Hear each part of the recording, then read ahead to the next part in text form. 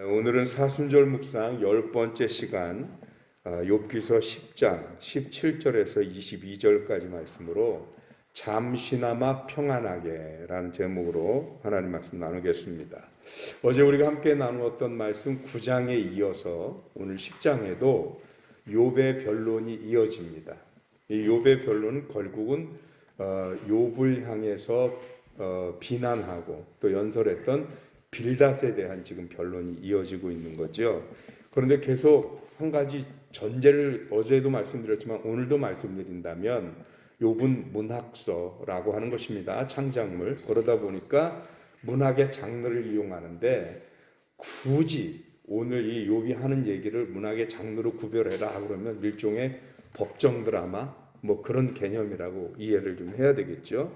그러다 보니까 이 욥은 마치 법정에서 피고와 원고가 한쪽에서 그 사람의 죄를 이렇게 드러나게 얘기하면 다른 쪽에서는 그거를 방어하는 개념의 변론을 한 이런 형식으로 이어지잖아요. 그러니까 욥이 지금 하는 얘기는 뭐냐? 자기 자신에 대한 변론 형태가 됩니다. 그래서 내가 지금 이 어려움을 겪고 있는 것에 대해서 빌닷이 뭐라고 그랬어요? 너의 죄 때문이다. 또 내 자식들의 죄 때문이다. 그러다 보니까 나는 내가 이렇게 고통받을 만한 죄를 지은 적이 없다. 그래서 그거를 적극적으로 변론하고 반론을 하다 보니 그러니 처음에는 빌닷에 대한 논리적인 허물을 지적하고 그것에 대해서 변론을 했다가 이게 시간이 지나면 지날수록 변론을 하다 보니까 이 화살이 누구에게로 가느냐 하면 어쩔 수 없이 하나님에게로 향하는 거예요. 우리도 그런 경험이 있잖아요. 뭘 얘기를 하다 보면 얘기하다가 화날 때가 있잖아요. 그래서 그런 개념으로 하나님이 지금 뭐 하나님의 하는 거에 대해서 하나님이 절대적으로 옳다 그렇다를 얘기하는 게 아니라 이 법정에서의 생리가 그렇습니다. 여기서 만약에 내가 이 변론에서 지면 내가 지는 거나 마찬가지란 말이죠. 그러니까 자기를 적극적으로 방어하기 위해서 변론을 하다 보면 그러면 결국은 뭘 해야 되냐? 상대방에게 공격적이지가 않을 수가 없어요. 그러다 보니 오늘 욥의 표현에서는 굉장히 강력한 표현들이 많이 나옵니다. 오늘 우리가 읽기는 17절부터 읽었지만 1절에서도 욥이 어떻게 시작하냐면 내 영혼이 살기에 곤비하니 내 불평을 토로하고 내 마음이 괴로운 대로 말하리라 라고 얘기합니다. 내 영혼이 사는 것 자체가 너무 힘들어서 이제부터 변론을 하다 보니까 내 상황에 대한 불평을 토로할 수밖에 없고 내 마음이 괴로운 이대로 얘기할 수밖에 없다. 그래서 그렇게 얘기를 하다가 2절부터는 내가 하나님께 아뢰오리니 라고 하고 빌닷에 대한 반론이 방향이 탁 틀어져서 하나님을 향하는 걸 봅니다. 그런데 그 하나님이 하는 것이 보면 3절에서 하나님의 손으로 지으신 것을 학대하시며 멸시하시고 악인의 꾀에 빛을 비추기를 선히 여기시나이까? 라고 묻습니다. 이거를 이렇게 문어체로 써 있어서 그런데요. 구어체로 바꾸면 이렇게 되는 거잖아요. 아니, 나를 이 땅에 만들어 놓으실 때는 언제고 왜 나를 이렇게 또 학대하시고 멸시하시고 괴롭게 하십니까? 지금 이러는 거잖아요. 그러면서 지금까지는 자기를 자꾸 정죄하는 빌닷을 향한 원망과 불평을 토로했다면 하다 보니까 욥이 이 공격의 대상이 하나님으로 바뀌어가는 걸 봅니다. 이상하지요? 욥 같은 의인이 하나님을 그렇게 경건하게 섬겼다는 사람이 이 고통 속에서 결국은 무너져 내리는 것인가? 라는 생각을 하게 되는데 만일 욥이 이런 느낌을 받지 못한다면 어쩌면 그동안 욥이 보여온 모습은 더 위선일 수 있습니다. 왜 그러냐면요. 심리학에는 상반된 정서라는 개념이 있어요. 이게 뭐냐? 사랑이 크면 클수록 미워함도 크고 기대가 크면 클수록 실망도 커요. 그래서 사랑하는 사람이기 때문에 그 사람이 나를 실망시키면 실제로 화가 나고 분노가 되는 거예요. 내가 내 자식을 너무 사랑하고 이뻐하는데 이 녀석이 어긋나면 어떻게 해요? 정말 그냥 이런 표현 중에 때려 죽이고 싶잖아요. 진짜 어떤 때. 왜 그럴까요? 내 자식이 아니고 남이 그러면 어때요? 그러거나 말거나거든요. 근데 내 자식이 그러니까 속상한 거예요. 그러니까 지금 욥이 경험하는 하나님의 모습은 욥에게 있어서 도저히 상상도 안 되는 너무 낯선 모습이에요. 그동안 자기가 알았던 하나님, 의문 없이 이유 없이 뜻없이 시험을 주시는 분이 아니거든요. 하나님 앞에 최선을 다해 살아가는 욥에게 하나님은 그동안 축복과 칭찬만 했지 이런 의미 없는 시험을 주실 분이라고 생각해 본 적은 없거든요.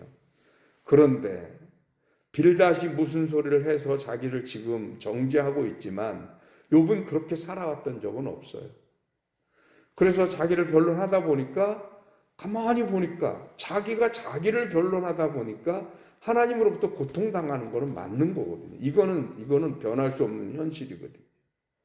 그러니까 그것에 대해서 반론을 하다가 하나님 이렇게 낯선 모습이 도대체 뭡니까? 하나님 왜 제게 이러십니까? 하고 하나님에 대해서 공격적으로 변하는 이것은 어떻게 보면 그동안 욥이 하나님을 얼마나 사랑했고 의지했던가를 보여주는 역설적 표현일 수 있다는 것입니다. 이게 아니면 그러거나 말거나라고 표현을 한다면 이건 하나님을 향한 사랑도 기대도 없었던 모습이다라고 볼 수 있었다는 거죠. 그런데 그 하나님에 대한 사랑이 있었기 때문에 그 사랑과 기대가 큰 만큼 욥의 실망이 너무 커요. 그래서 지금 이 문학 장르상 법정 드라마라는 개념으로 표현을 한다면 하나님이 너무 심하십니다. 이게 낯선 모습입니다. 하나님 원래 이런 모습이 아니셨지 않습니까? 왜 이렇게 이런 모습을 보이시는 겁니까? 라고 하나님 앞에 불평하면서 따지는 거죠. 그런데 욥이 한 가지는 분명히 하고 있습니다. 이렇게 욥이 하나님을 비난하는 그런 가운데 오늘 여러분 피셨으니까 8절 9절을 한번 보면 욥이 하나님을 비난하려고 하는 말 속에서도 하나님의 놀라운 은혜를 발견하게 된다는 거죠. 그게 뭐냐? 주의 손으로 나를 빚으셨으며 만드셨는데 이제 나를 멸하십니까? 또 9절에는 기억하십시오. 주께서 내 몸 지으기를 흙을 뭉치듯 하셨거늘 나를 다시 티끌로 보내시려 하십니까? 라고 얘기를 하면서 하나님이 욥을 마치 맨 처음 사람인 아담을 지을 때처럼 손수 아주 섬세한 작업을 한 것처럼 표현을 해요. 이 얘기는 뭐냐? 우리가 이 세상에 존재하게 된 것이 이토록 하나님의 정성과 최선을 다하시는 하나님의 은혜 속에서 우리가 이 땅에 태어나고 존재하게 되었다. 그렇게 지금 표현하고 있는 거예요. 그래서 그런 말 우리 많이 들어보셨잖아요. 우리는 하나님의 작품이다. 이런 말 들어보셨죠. 여러분 작품하고 상품하고 다른 게 뭔지 아시죠? 상품은 막 찍어내는 거예요. 근데 작품은 심혈을 기울여서 정말 하나하나 손수 만들어내는 게 작품이에요. 하나님의 작품입니다. 사람은. 우리는 하나님의 작품입니다. 욥은 그걸 먼저 인정하고 있어요. 하나님이 나를 작품 만들듯이 정말 섬세하게 관심을 기울이고 최선을 다해서 나를 이 땅에 보내셨음을 자기도 알고 있는 거예요. 그렇게 보내신 나를 핍박하니까 더 핍박이 지금 크게 느껴진다라고 얘기를 하는데 그 고백 속에 하나님이 얼마나 우리를 향해 하나님의 사랑과 정성을 쏟아 부었는지 우리가 짐작이 되는 부분이라는 거죠. 그래서 그것 때문에 하나님의 낯선 모습에 지금 원망도 하고 불평도 하지만 그러나 욥이 또 하나 깨닫는 게 있습니다. 그럼에도 불구하고 욥이 할 수 있는 일은 없어요.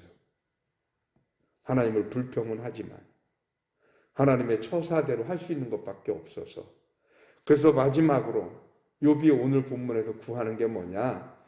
하나님, 내가 이렇게 고통을 당하는데 내가 고통을 당하든 안 당하든 뭐 편안하든 편하지 않든 인생은 짧잖아요. 결국은 죽잖아요. 그러니까 그냥 하나님의 은혜를 구하는 모습으로 바뀝니다. 그래서 잠시나마 내 짧은 생애를 언제 마감할지 모르지만 잠시나마 죽기 전에 평안할 수 있는 시간을 허락해 주십시오. 다 체념했어요. 그리고는 차라리 그냥 평안한 툰 있는 하나님의 은혜를 허락해 주십시오 라고 기도를 합니다. 이것을 미루어서 비록 이게 현실적인 사건은 아니고 상상 속에 있는 이야기이긴 하지만 욥이 당하는 고통이 얼마나 극에 달한 고통인가를 상상하게 됩니다. 너무 고통스러우니 이러다 곧 죽게 생겼었는데 죽기 전에 잠시나마 평화를 좀 얻을 수 있게 해달라는 그런 은혜를 구한다는 거죠. 이런 걸 보면서 제가 이게 지금 문학작품이라고 말씀을 드렸잖아요. 현실에 대입해서 자꾸 뭐 이렇게 하는 것이 아니라 이런 문학작품들은 나름대로 의미와 목적이 있습니다.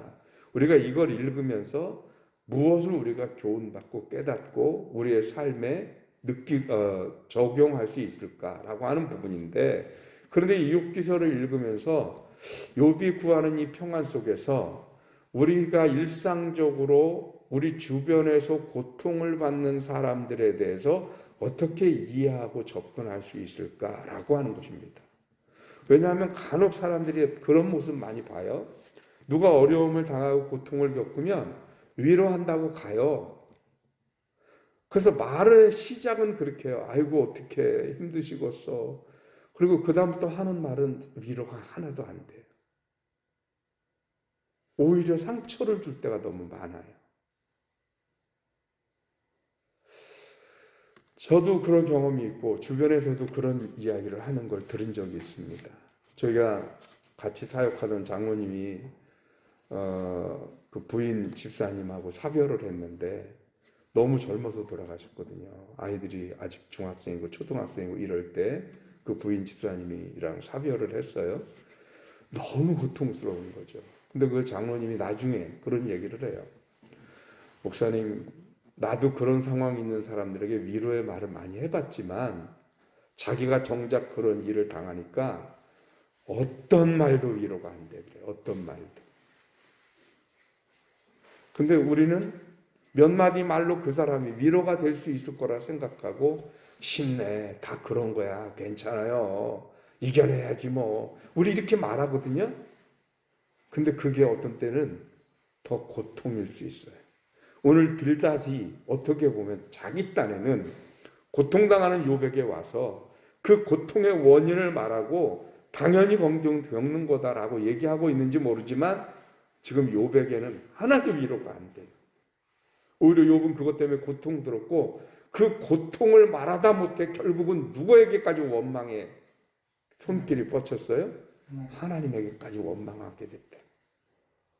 그러니까 욥이 지금 구하는 게 뭐냐?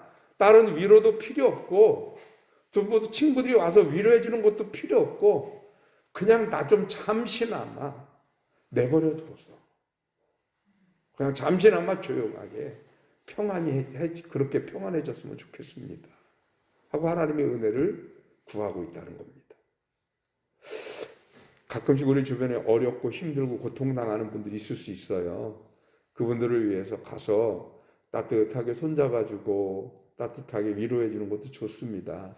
그러나 때로 그분의 형편과 처지를 모르면서 너무 많은 말을 하기보다는 그저 한번 손 한번 잡아주고 그분에게 쉴 수 있는 시간, 생각할 수 있는 시간을 허락해 주면서 우리는 그저 그분을 위해 기도하는 저와 여러분들이 되어져야 하지 않을까 싶습니다.